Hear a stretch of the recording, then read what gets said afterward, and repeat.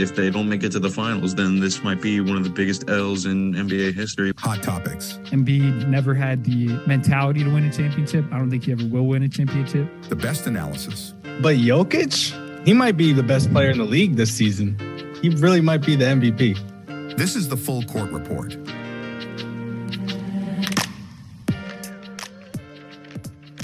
And we're back. What's good? What's good? What up? Episode number 33. How you fellas doing? Pretty good. Can't complain. A little tired today, but doing all right. Doing good. Just got back from dinner with my grandma and my mother. So nice little night. Love to see that. Love to see that. Family guy, family man over guys. here. Yes, sir. Well, yeah. A lot going on in the sports world, honestly, a lot. We got March Madness. Alex Ovechkin, he just broke the NHL goals record. Shout out to him. Shout out to Ovi. Yeah. But we got some big basketball news. The Hall of Fame class for 2025 was announced. We want to use this segment because, Mr. Carmelo Anthony will get his jacket. Do they get jackets? I don't even know. I feel like they get something, like a statue maybe. Yeah, they get jackets. They all get those little tan jackets. Yeah, so he'll be donning that, Mr. Carmelo. But before we talk about Melo, because that's kind of what we want to use this segment, kind of talk about his career, everything. I'll just talk about everyone who was going to be inducted this year. So, like I said, Carmelo Anthony, alongside him, Dwight Howard, obviously all-time great center.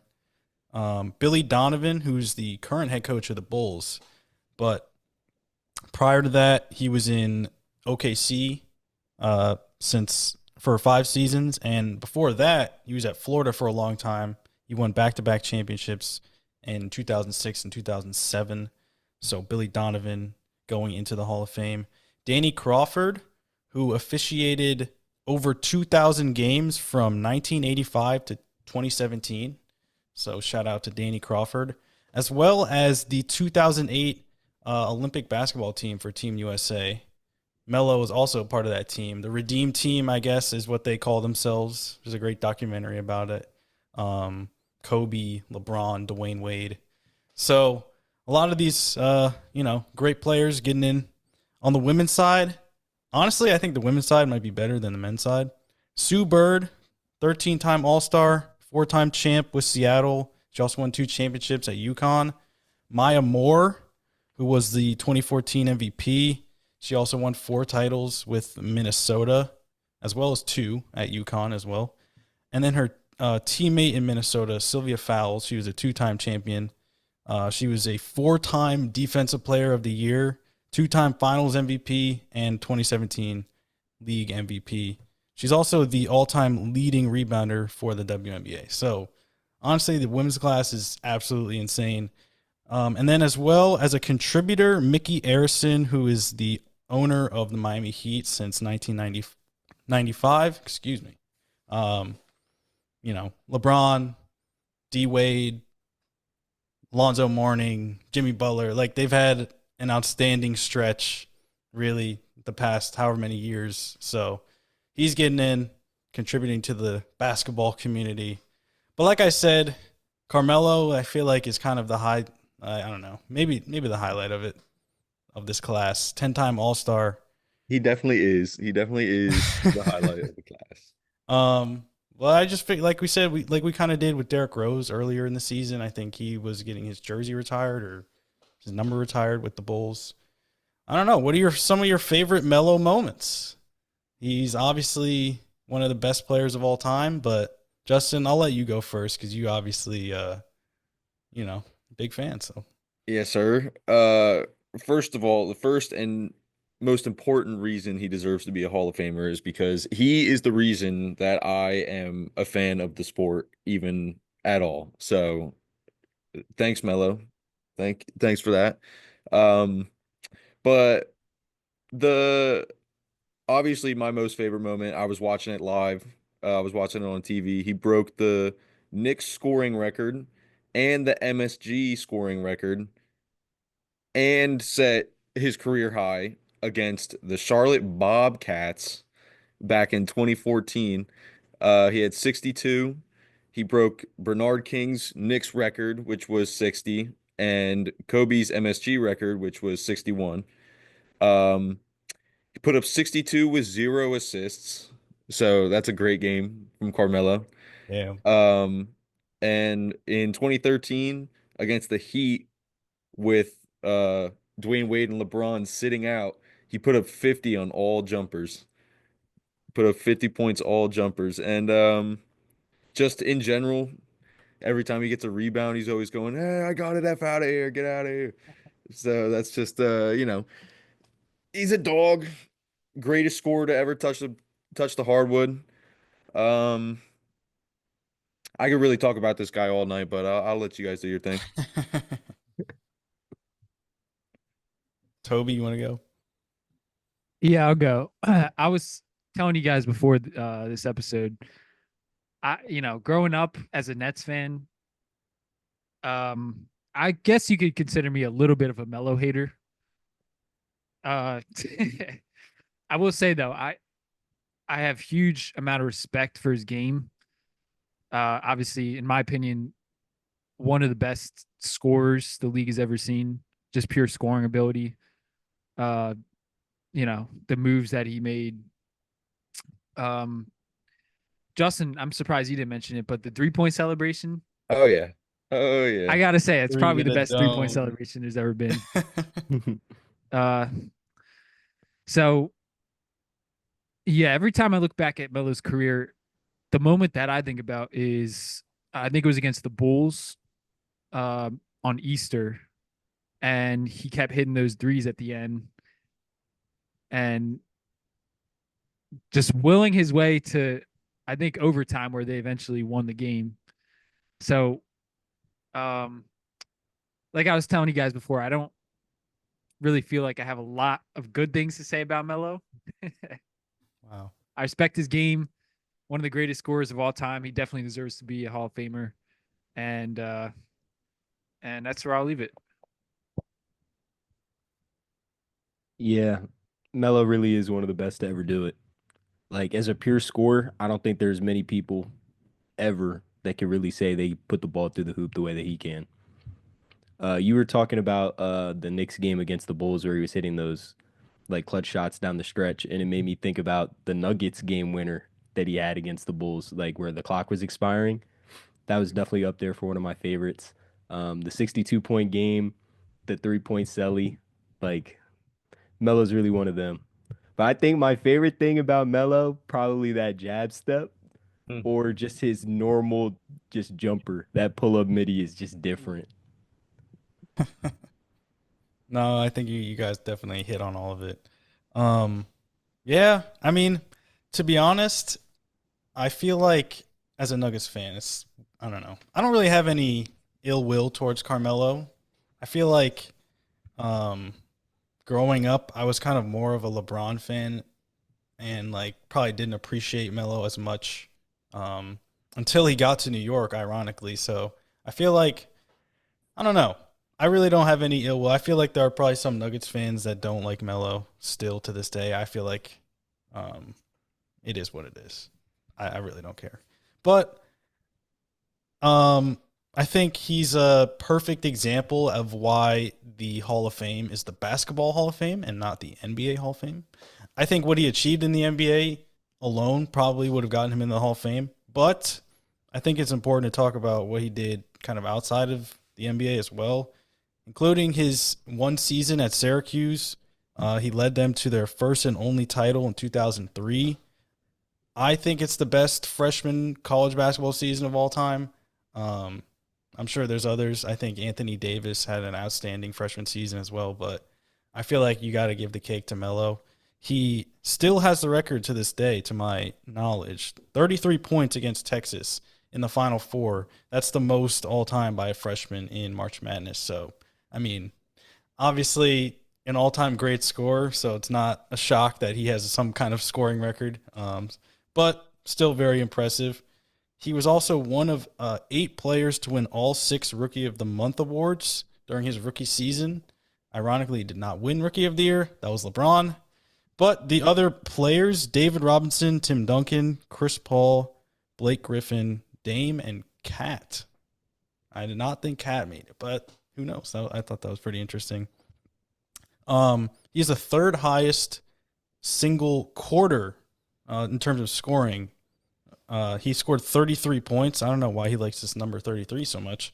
33 points in 1 quarter. He did that in 2008 against Minnesota.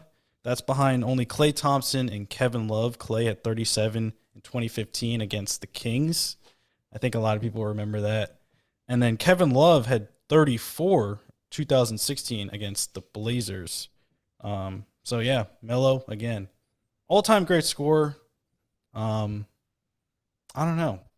Like you guys said, the 3 to the dome, the jab step. I feel like just the fact, I think he was just such an interesting player because he was way quicker than a lot of players his size. I feel like in smaller areas, he would just blow right by other forwards. And I feel like he was just such a unique blend of scoring and athleticism. Just an outstanding player. Shout out Melo. A lot of strength too. A lot of strength. He would back people down too. Oh yeah. He kind of Yeah. like he didn't really have any weaknesses as far as offense goes, to be honest. Maybe a little bit of selfishness, but I mean, When you're that good, yeah, when you're that you good, deserve like, it. yeah. Yeah. Walking I bucket. mean, 2 other things I just want to talk about real quick is other than Dwight Howard, he's like the only guy who could rock the double sleeve. Like you don't see people rocking the double sleeve these days. Melo, I just saw this on Instagram and I thought it was funny. Like guy was really out there rocking 2 sleeves. Like that guy's no, he's just different. Westbrook. 2 sleeves with the Westbrook, right? headband. What? Westbrook's another guy that's Westbrook a was double. rocking them, yeah. Yeah. Maybe But it's just that generation. I don't know. yeah, that and with all these, podcasts like what we got going on, all these players, people going on Paul George's podcast, all these different places. There's been a lot of players who said like they're welcome to the NBA moment or like their hardest matchup was against Melo. Like a lot of people from like, Paul George's kind of, draft class generation. Like Paul George said it himself that his welcome to the NBA moment was against Carmelo when he was on the Knicks. So I don't know. He gets a lot of respect from the players. I feel like people like Toby, a lot of fans don't give him the respect he deserves, but the players give him his respect, and I feel like when you get the respect of your peers, that's all that really matters. Yeah. I Also, also saw an interesting stat that said since the 03-04 season, Melo holds the record for most game-winning field goals made in the final 30 seconds of the fourth or overtime with 26. And I feel like that really just shows Melo really was him when it mattered.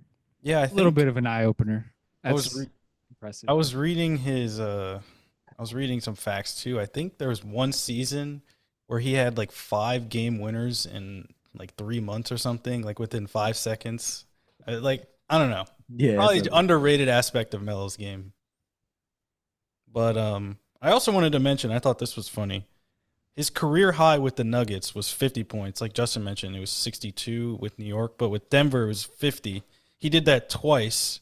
He did it against New York in 2009, and then he did it again in 2011 against the Rockets, which I thought was funny because those are the 2 teams he would then go on to play for after he left Denver.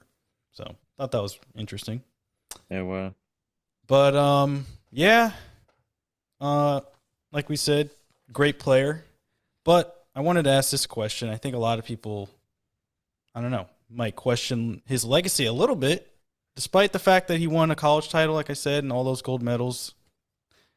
How much do you think Melo's legacy would change or would have changed had he won a championship in the NBA? I'll go because I got a lot of yapping about it, though. Obviously, it would be, a big change towards how people look at his career and who he is as a player. Obviously, a championship helps anybody's, legacy case, but I just feel like he missed so many opportunities. Like he was so close to being on just the right team at the right time throughout his career. Like the Pistons kind of sold him by not drafting him. They could have drafted him at 2. He would have won a championship his rookie year if things played out like how they did anyway. He would have been a champion his rookie year. Um, with the Nuggets, he could never get past Kobe. He was always the one time he made it to the Western Conference Finals, he lost to Kobe. Um, he was with the Knicks, he had, the Heatles and the Big Four Celtics. So, two teams that he couldn't really get past in the East. And then he had an opportunity to join Derrick Rose, and I think that's when Jimmy Butler was kind of like, emerging as a player. He could have joined them in Chicago during free agency. Instead, he, took a fat bag to stay with New York. So, another missed opportunity. He could have been one of the Heatles instead of Chris Bosh. There was, people have talked about it. I think he talked about it on his podcast. Um, he was almost the guy, but I don't really remember exactly what happened. I don't know if it was him backing out or if they just moved on to Bosch before they could get to Melo. But there's a lot of different times in Melo's career where he could have been a champion and he just missed out with bad contracts, whatever it was. Who knows? So, um, yeah, I don't know. I kind of feel like he just missed out. He could have had one, but he just missed out. He was always wrong place, wrong time. What about you, Toby? I feel like not to be dramatic or anything, but I feel like him having a championship would have pretty dramatically changed how a lot of people look at his career, including myself. I'm obviously biased. But even if it was a championship with the Lakers where he's not the guy, he's just like a, supporting role on the team. I feel like just having the chip is a really big deal as far as how, fans will look back at your career. It sucks that, he's going to be in the same position as Chuck, where they're both ringless. And, he might get side comments for the rest of his life about, oh, you don't have a ring. I am glad, though, that he never decided to join the Heatles or any other super team for that matter, because I couldn't imagine him on that Heat team. Him, D Wade, and LeBron is just that would be dumb. But yeah, I don't know. I feel like as great of a player as he is, I think getting a championship ring, whether you think it's unfair or not, I think it just puts you in a different, like, I don't know, group of players. So yeah, that's the way I feel. What about you, Interesting that Chris? you say that, Toby, because I actually feel like depending on how Melo won a ring, it wouldn't have really moved the needle, at least for me, on the kind of career that he could have had.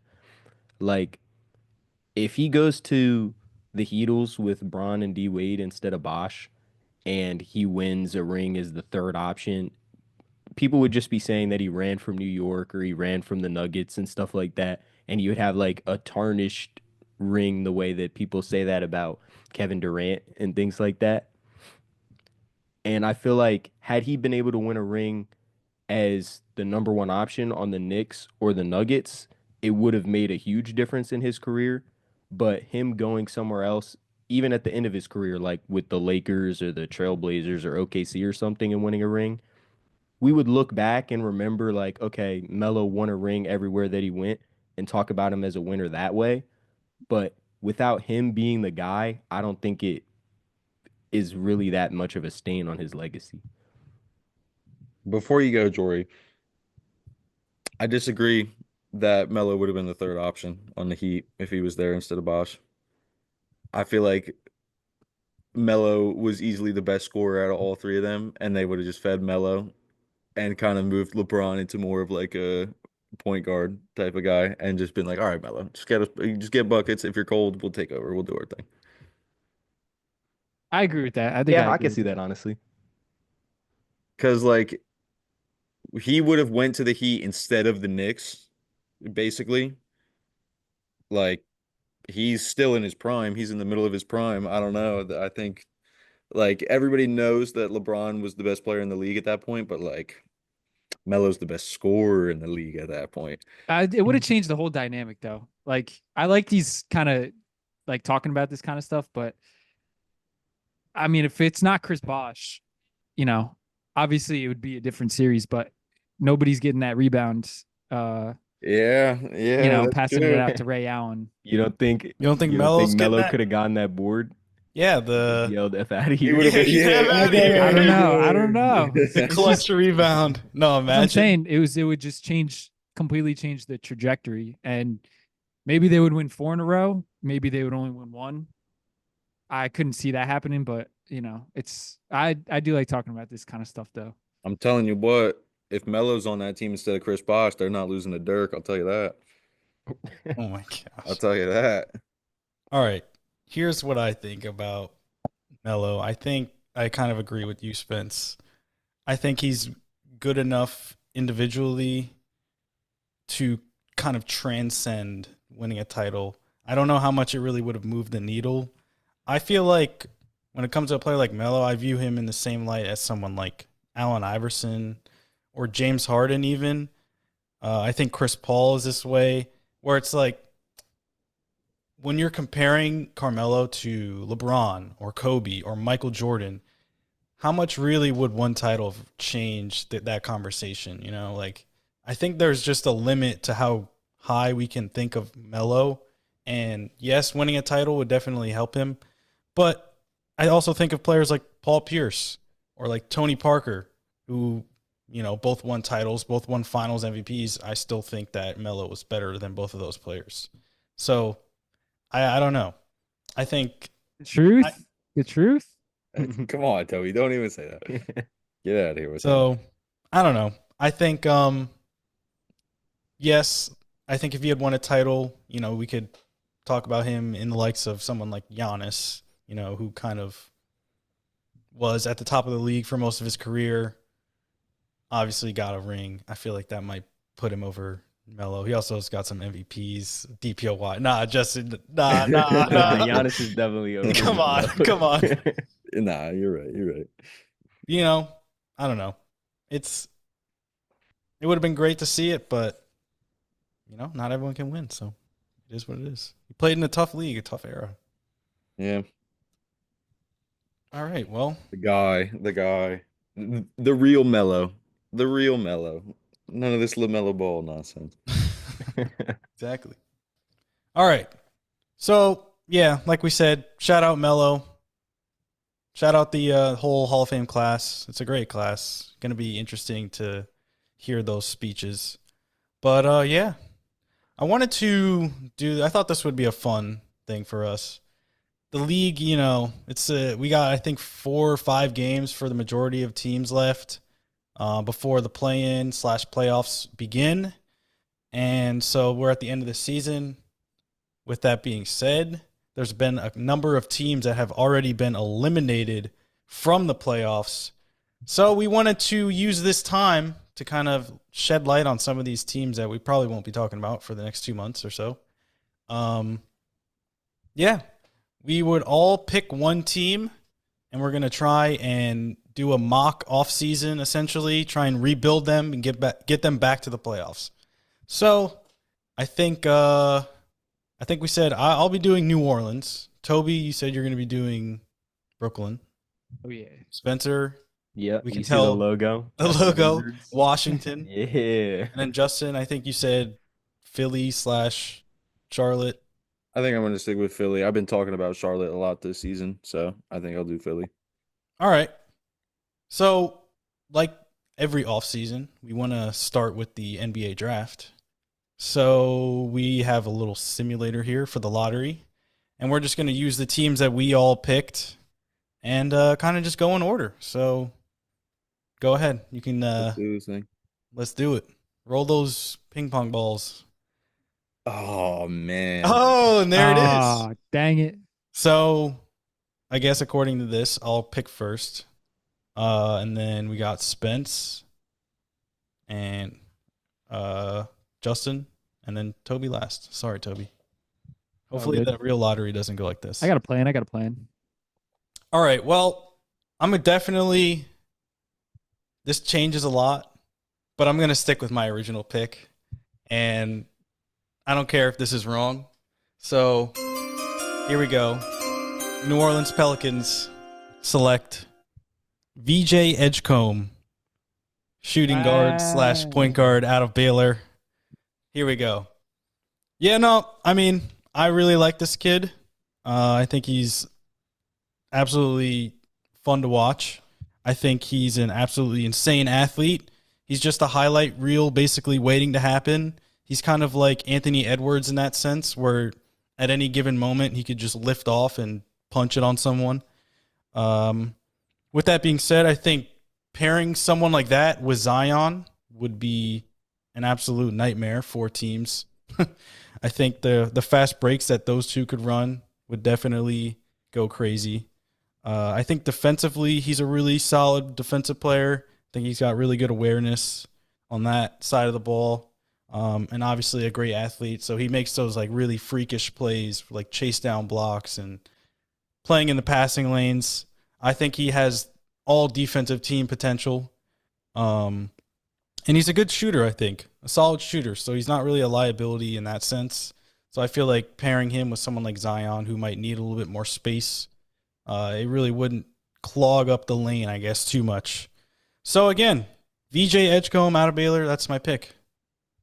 Sorry, I know this is probably crazy, but yeah. All right, Spence, I'll let you go. Here we go. The Washington Wizards select. I got the Wizards taking Ace Bailey, Ooh, okay. 6'10" bucket getter. I mean, he could do a little bit of everything. I think with the kind of athleticism that he has defensively, I think he slots into the Wizards system well. Him and Sarr could just be filthy. It could be scary. It could be really scary hours in Washington, D.C. I like that. Yeah, shout out Rutgers. Ace Bailey, shot creator, great player. So, all right, Justin, I think you're up. And somehow, I don't know how the one player hasn't gotten taken yet, but yeah, I mean, I can't believe this guy just fell into our laps like this. Obviously with our issues with Joel Embiid, even though I don't think this player is a center, he's still a lanky and very skilled defender and can also get himself a bucket. I'm going to take the next Larry Bird. oh, No. I'm going to take Cooper Flag out of Duke.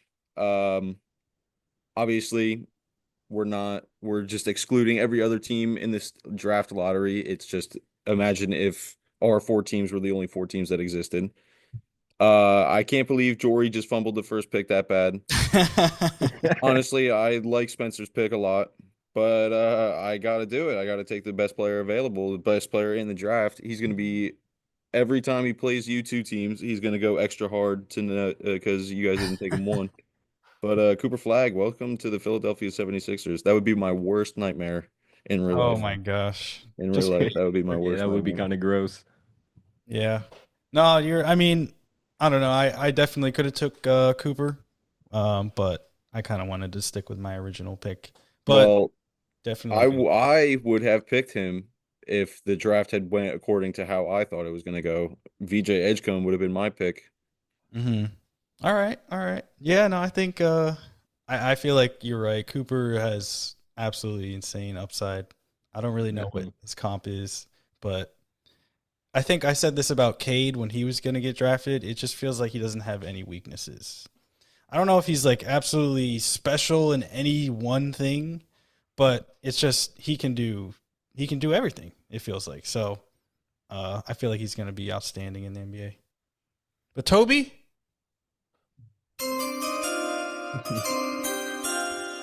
With the 7th pick in the 2025 draft, the Brooklyn Nets select Derek Queen from That's a nice Maryland. pickup. Ooh, That's a okay. nice pickup.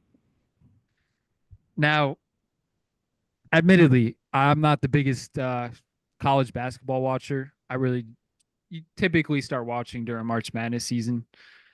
This guy, Derek Queen, Spencer Woods and Justin put him on my radar. I got to watching him a little bit. I think he's a perfect pick for Brooklyn. Little bit of power forward center help. I think this guy can get boards. He's a bucket getter from pretty much anywhere, but he's also an intelligent player. He makes really good passes. I think this is the right fit, and this will go along with what the other plans for the Nets are that we'll get into discussion. Oh But gosh. it was between him and I'm a big fan of Jeremiah Fears. I think he's going to be good. That's assuming Bryce or Dylan Harper gets picked, top 5 or whatever. But I'm going to stick with Derek Queen. I think him and Cam Thomas are going to make a nice little duo, and future's looking bright. All right. Yeah, Derek Queen, he had a game winner during one of his March Madness games. I'm pretty sure. I forget which team it was, but yeah, no, he's an interesting player for sure. I feel like he's got a little bit of like that, I don't know, baby Jokic mold, a little bit more skilled big, can put it on the floor, pass. So I don't know. I think he's going to be a good player. He kind of, I don't know why, but he kind of reminds me of Julius Randle a little bit, just because, like, sometimes it's just like some of the shots he takes are a little funky, like a bucket's a bucket, but sometimes you just look at it and it's like, how did that go in? And Julius Randle kind of plays like that a little bit sometimes. I definitely, I like Derek Queen a lot, but Nah. Jeremiah Fears, Toby, you mentioned that he just if he's like actually good in the NBA, all of like the stuff that the announcers are going to be using with his last name, like Jeremiah has no fear, like they're just going to be making up all types of stuff. So I think not only, that he could be like a cool like media guy, he's a bucket getter. Like he's got a nice highlight tape. Mm-hmm. Yeah. This draft is going to be, I think it's going to be really good. A Like lot we of said. good freshmen, a lot of really good Yeah. freshmen. Yeah, I mean, like we said, Cooper has, I don't know, MVP upside to me. And then Dylan Harper, Ace Bailey, VJ Edgecombe. Trey Johnson out of Texas is another guy. I think he's going to be pretty solid at the next level. So, yeah, like you said, Justin, a lot of great freshmen, a lot of great young guys coming in. So we'll see. So now we move on to the summer, I guess, post-draft. Now we got free agency. We did our tampering already, so now it's time to sign these players, or if you want, you make a trade, but it's up to you. I guess we don't really have to any order necessarily. I don't know. I'll go first. Justin can go first. I don't think we'll have as much overlap. Yeah, no, I'm gonna keep this nice and short. Assuming our plans in the draft go according to what we just did, we're definitely gonna need some spacing, some floor spacing. I say 100% bring back Kelly Oubre. He's been a good good spark plug, good energy guy. He's changed games, this season alone. He's been a good big reason as to why the one game I went to with my dad, it was Knicks Sixers. Kelly Oubre was basically the reason it wasn't a blowout. So, I feel like he's a good locker room guy. And then, like I said, go after floor spacing. Luke Kennard, Joe Ingles, and Malcolm Brogdon are all going to be unrestricted free agents. So I feel like if we could get one of them, uh, even with Joel Embiid being in and out and Paul George maybe being on the decline of his career, with Jared McCain coming back, bringing back Kelly Oubre, good shooter. Sixers are a nice little team. Back to playoff aspirations. I like it. Spence, if you want to go. I feel like Toby's got Sure. something cooked up, so I kind of want him to go last. I don't know. As far as trades go, I'd honestly like to see him trade for Jabari Smith from the Rockets. Okay. I feel like the Wizards are missing tall, athletic big men right now. Like they have some undersized forwards in like Rashawn Holmes and stuff, but I think that would really make a difference for them. As far as free agents, maybe if they could sign someone like Clint Capella, give him better center depth, that would make a big difference too. I like the Jabari because he's kind of been losing minutes a little bit. Amen Thompson has kind of taken that role almost in the starting lineup. So I feel like he could actually become available, which is actually interesting. Young player. So I think a change of scenery could help. for sure. Yeah. Yeah. He's got something to prove. DC could be the place to prove it. There you go. All right, Toby. What do you think? What do All you right. think? So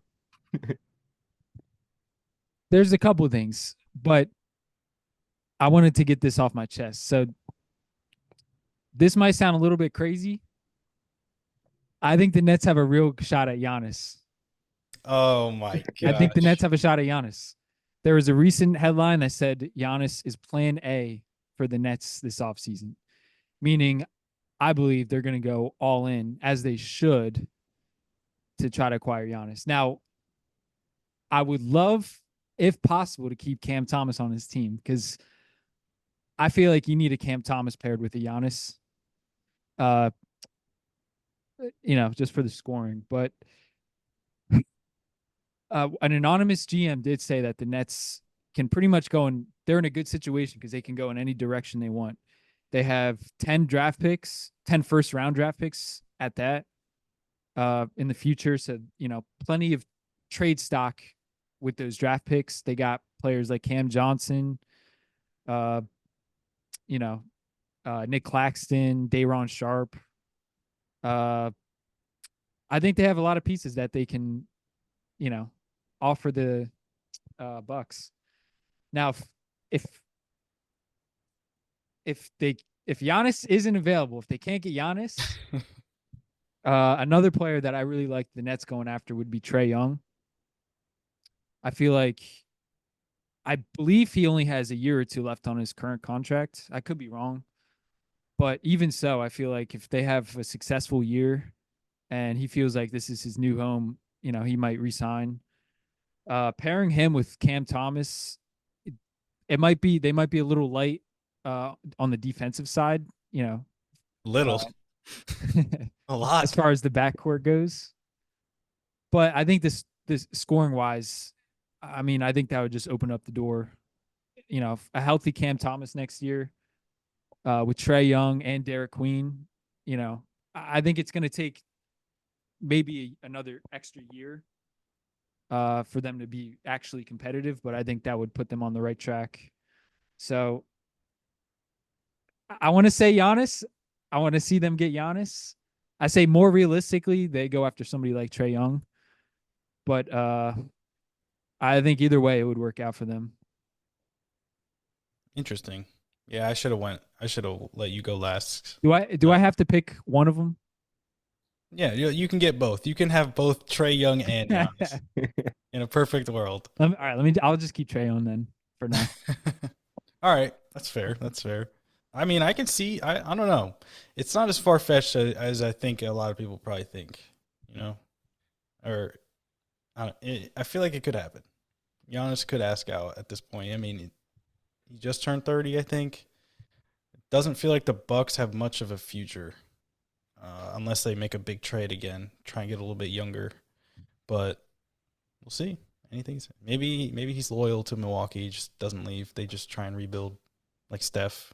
You got to have some down years, I think, too, it also a little bit depends on what draft pick the Nets get this year. Because that could, if they get one or two and the Bucks really want to get somebody like Cooper Flag, like I said, I think that's not realistic, but it could still happen. Mm-hmm. As a Nets fan, would you rather have Giannis than go through a normal rebuild with Cooper Flag or somebody like that? I mean, I'd be ecstatic with either one, but that's a good question. I think I'll take Giannis because he's already, you know, Proven. he's already reached the goal of winning a championship, so we know what he's made of, rather than Cooper Flag. Although I think Cooper Flag is going to be, I think he's going to go crazy. He's got Would your team be good enough to support Giannis to get a championship if you traded for him? Like, I mean, got to make a couple moves. I mean, you got yeah, some you got to make a pieces. couple. as long as you keep Cam Thomas, I mean, that's a nice duo. That's almost as good a duo as Dame and Giannis. So, I mean, I would like to see a true center too. Like, almost Jory. I was like, I mean, I think the Keep Nets flashing. I think the Nets' famous move though is like selling the farm to be able to get the best possible team possible, and then it always crashes and burns, and they have to go back to rebuilding. that's point. the scary part. I That's feel the like scary they part. might just need to do it the right way for once and see what happens. I'm willing to trust the process, as the Sixers fans say. Yeah. I don't know. Yeah. Well, maybe the Bucks implode, and then this guy would become available. Like I said, I should let you go last because this feels underwhelming. Brook Lopez is what I think New Orleans should go after. I feel like he's 37, or he just turned 37, so maybe he just retires. I don't know. He could retire, but I feel like New Orleans should just throw like a 1-year bag at Brook Lopez. I feel like he could play backup center. They drafted Yves Missi this year. I feel like he's been a pretty solid center for them. But I think the reason why I want to go after Brook Lopez is, I think I mentioned this a couple episodes ago about Zion being more of like a point guard. I feel like Giannis is that way. I mean, he just had 20 assists the other night, I think, or 17, or I forget which one. 20. Yeah. So, I mean, I feel like Zion has that kind of potential. I don't know, like 20 assists, but I feel like he has the potential to kind of be the spearhead of an offense in that way. And I feel like Brook Lopez knows how to play off a guy like that. He's obviously done it for so many years with Milwaukee. So I feel like he'd come down to New Orleans, do a similar thing. And I feel like it would be a nice vet to have as well. Championship experience, all that. Space the floor a little bit. I like that. Rebounds. So yeah, Brook Lopez. I'm not going splashy like you, Toby. I don't need a superstar. But all right. Shout out Splash Mountain. Yeah, there you go. All right, lastly, we got to get in the lab. We got to get some training development going. The players that are already on the roster that haven't really lived up to expectations just yet, but still have potential, obviously. So who's a player on your guys' teams that you would like to see take that step forward to really help your team get back to the playoffs? I'll let one of you clowns go first. I've been going first all night. Spence, you want to go? Yeah. For the Wizards, I got Bilal Coulibaly. This year, he's averaging 12 points per game, 5 boards per game, and 3.4 assists on 42% from the field and 28% from 3. And I feel like his potential as a versatile defender, maybe 3-and-D type of guy, is exactly what the Wizards need right now. But that 28% from 3 has got to go up. I think league average last season was 36.6%. So if he could even get to like 34, that would be a huge bonus for the Wizards and what they're trying to do. Nice. All right. Shout out Bilal. Team France. Hey, yes, sir. Yeah, played with Wemby. Toby? So, I have no complaints about Cam Thomas. I think he's not. I mean, I think he's going to improve. Like, he's been improving every single year he's been in the league. I think it's just a matter of if he can stay healthy. Like, if he stayed healthy this year, I think his numbers would be even better than they already are. I think he was averaging like close to 23, 24. So I think he can reach that 25 points per game. But I would like to see Day'Ron Sharp improve. He's gotten a little bit more minutes every single year. I think honestly he might be a free agent after this season. I'm not 100% sure about that, but assuming he stays on the Nets next year, I think he can average around like 22 to 25 minutes per game, and I think he can be a solid, uh, you know, 10 points, 10 assists, or 10 rebounds kind of guy. Sometimes when I watch him on the floor running back and forth, the guy gets gassed like really, really quickly, which, that's something that you can work on in the offseason. Defensively, I think he's already pretty good. So I think the Nets could really benefit from having a true center like Day'Ron Sharpe. As much as I love Nick Claxton, uh, he's a great defender and all that, but I think he could be traded. He could not be on the Nets next year. That's a real possibility. Plus, that's another guy too. I think it's beat up, down low. He's not the heftiest guy, so I want to see Day'Ron Sharpe improve next year and be close to that double average type guy. Okay. I like it. Shout out Day'Ron. Yeah, so over in Philly, I was talking to the GM, I was talking to Guy, whatever his name is, Daryl Morey. It's a guy. I has, could not stop telling him to not bring back Paul George. I'm doing everything I can to get Paul George out of here. But if for some reason we bring back Paul George, he's got to step it up. He cannot be scoring 15 a game. Down seasons happen. He's coming, the first season in Philly, had a lot of in and out with different rosters, couldn't really settle in. But he's got to step it up. And not that he's got to step it up, but a guy that we're very excited that is coming back is Jared McCain. We need him to come back and bring this team life. So, other than that, I feel like Ricky Council has a lot of upside. That guy, Adam Bona, every great locker room guy, brings a lot of energy. A young piece that we can develop, we can do really whatever we want with. And Yabu, we love that guy around here in Philly. So, I feel like most people are doing what they're doing. Paul George needs to step it up if for some reason he's back here. But Jared McCain, he needs to bring us life. Jared McCain. All right. Yeah, interesting. You went a little bit older with Paul George because I'm thinking like all young guys. But that's a good pick. For me, New Orleans, I said Jordan Hawkins. He was the 14th pick in 2023. He played at UConn. He won a title that season, his freshman season. At UConn, his specialty was shooting. Like, he was known as maybe the best shooter coming out of that draft. And I think that's part of the reason why New Orleans selected him. But he has not really lived up to that in the NBA. This season, he's just shooting 33% on 6 attempts per game. So I guess below league average, like Spencer mentioned. So I'd really like to see him kind of grow into that role. I don't know if he's going to be a starter even, but I feel like he could be a really valuable piece. Use him a lot in a lot of different offenses, help Zion a little bit. But, yeah, I said Jordan Hawkins. I think he could really step it up. Yeah. Solid choice. Yeah, no, I really like Jordan Hawkins. Should be interesting. But that's our offseason, folks. So now we'll see what happens. Cooper Flagg wins Rookie of the Year in Philly, and the Pelicans win an NBA title. Right. Just like that. Definitely.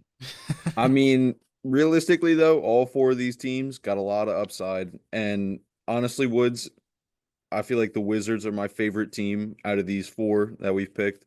Got Chris Middleton, who is, I think he's actually got a player option this season, so he could stick around, but he could leave. But I've heard, he's basically, it's all positivity coming from him. He is, all he has to say about his teammates and the organization, it's all positive. So I mean, I really like Chris Middleton. yeah, yeah, he kind of got did dirty. At least I think so. He got did dirty by the Bucks, but it seems like he's really enjoying his time over there in Washington. So Yeah, with him, assuming, Marcus Smart set the tone. I think they yeah, could honestly have like a Pistons type turnaround next season. maybe I mean, maybe I'm another not like 2 years. necessarily saying they're going to be insane, but I think they could make the playoffs or at least be in the play-in conversation. Perhaps. You're right. I really hope that all four, well, not the Sixers really. I kind of hope the Sixers stink it up in the draft, like real life. I kind of hope that they get sold, but I hope the Pelicans, the Wizards, and the Nets all get at least top 5 draft picks. No, I'm not rooting for the Pelicans at all. No, I am. I like the Pelicans. Oh man, that's crazy. No, yeah, I'm excited. I feel like they got a fun team. Zion, Trey Murphy, another guy who's got, he's amazing. I love watching him. But yeah, Definitely an underrated dog. we'll see. We'll see. Yeah, well, all right. Well, that's our stuff. Do you guys have a March Madness championship pick? The game is tomorrow. It's Houston versus Florida. I don't know. What do you I guys need think? Florida or I need Houston to finish it out. My Final Houston all Four the way. bracket was perfect. Houston came out with the dub, with the crazy W. Um, I obviously Florida's winning that game, but I need Florida to win the championship, and I got myself a nice little bracket, I gotta say. All right. All right. I think I'm just gonna say Houston. I think Houston. I changed my mind from before, but I think Houston plays a really physical brand of basketball. I think similar to Duke, they're gonna out tire Florida by the end of the game, and they're gonna seal the deal. What does scare me is that their one guy Tugler, he looked like he got pretty beat up that game. He messed up his ankle. Guy was laying it all in line playing defense. But yeah, if they're firing on 100%, I think I like Houston. They've been so close for like so long. And I think Kelvin Sampson can lead that team. Yeah, I think last week I said Houston just because no one else said Houston, and then I think I'm just gonna stick with Houston. But yeah, no, it was that Duke Houston game was nuts. I don't know if you guys saw, but the Houston average mile time is 5:19, Oh my God. which Wow. is like actually insane. That's a great stat actually. Talks about their conditioning, man. Mm-hmm. That's crazy. So like that many dudes over like 6'5" to be running Yeah, miles that's that fast absolutely is nuts. like absolutely bonkers. Yeah. That's how you know all they're doing in practice is just running all day. That's crazy. They're a well-coached team for sure. They're about to get upset. Not even upset because Florida should win this game, but they're about to get. They're just gonna get sent home sad again. We'll see. I think it'll be a great game. But As a matter of fact, I have the score being 70-68 Florida. It's gonna be a close game. damn, that close. 1 point game or 1 possession game. So. Yeah, it's gonna come down to a game winner, I think. Maybe Wow. not a game winner. Maybe not a game winner, but like I hope. maybe like a game sealing defensive possession, I think. All right. I like that. I'm And, going 67-63 Houston. a little bit low scoring. I don't know if I really have a score prediction, but Yeah, We'll I see. don't think I do. shout out the UConn Huskies on the women's side. They won it all today. They beat South Carolina. Gino Oriema keeps winning. Guy cannot stop winning. Yeah, Well, yeah. shout out UConn. That's all we got for today. So good stuff. Shout out the Hall of Fame class. Shout out all these teams. Hope you guys have a good off season. And yeah, until next time, we'll be seeing you.